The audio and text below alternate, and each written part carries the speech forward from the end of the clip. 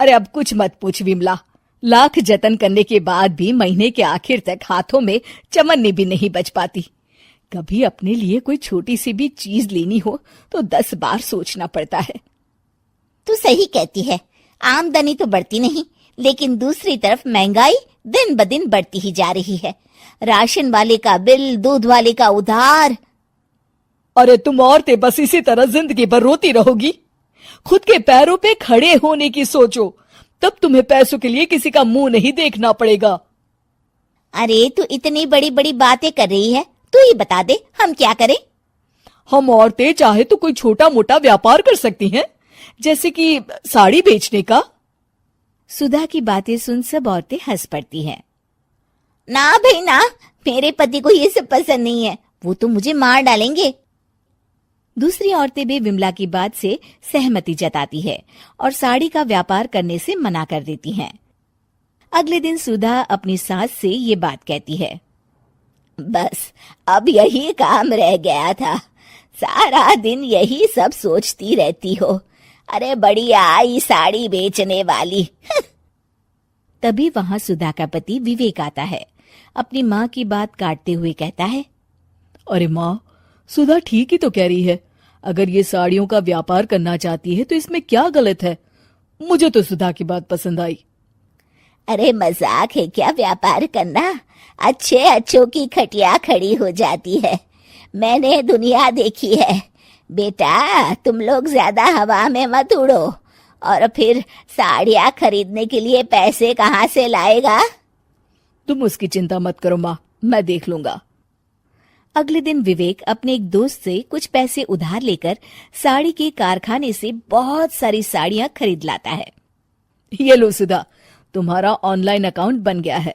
अब लोग घर बैठे तुमसे साड़ियां खरीद सकते हैं। ये तो बहुत अच्छी बात है। हाँ, और इतना ही नहीं, मैंने इसमें सभी नई डिजाइन की साड़ियों की फोटो भी अपलोड कर दी है। अब बस तुम देखती जाओ। कुछ दिनों के बाद। नमस्ते, मुझे सुधा जी से मिलना है। ओहो, तू कौन है और मेरी बहू से तुझे क्या काम है? माँ जी, मैं सुधा जी से साड़ियाँ खरीदने आया हूँ। अरे बड़ा बेवकूफ है तू, इतना बड़ा मीना बाजार छोड़कर यहाँ साड़ी खरीदने आया है।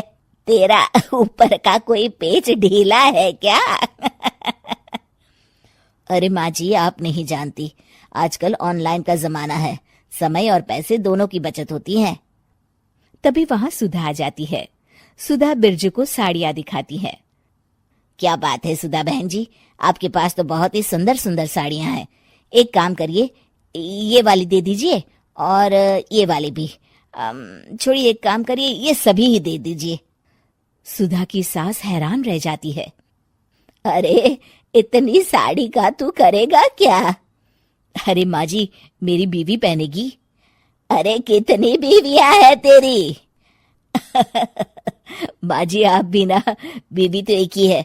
पहले तो मैं 2-4 साड़ियां लेने आया था, लेकिन अब पूरी 20 साड़ियां ले जा रहा हूँ। ये लीजिए सुधा बहन जी, आपके पैसे। चलता हूँ। धीरे धीरे सुधा के द्वारा घर में खोली गई छोटी सी दुकान चल पड़ती है और देखते ही देखते सुधा के घर ग्राहकों की लाइन लग जाती है। पैसों की आमदनी देख सुधा की सास की आंखें फटी की फटी रह जाती है। जा बहू, अब तू थोड़ा आराम कर ले, इन लोगों को मैं साड़ियाँ दिखा देती हूँ। माँ जी आप? अरे हाँ हाँ, अब जा भी। इस तरह सुधा की सास भी उसके कारोबार में हाथ बटाने लगती है।